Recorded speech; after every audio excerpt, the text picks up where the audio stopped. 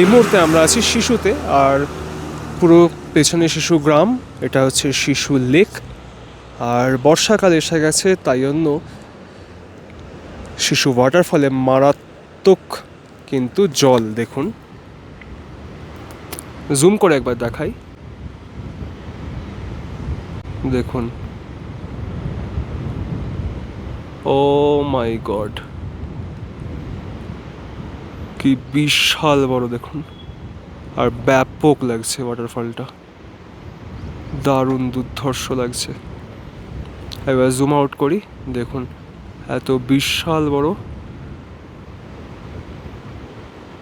দূর থেকেও কিন্তু অসাধারণ লাগছে, অসাধারণ, জাস্ট মেসমারাইজিং।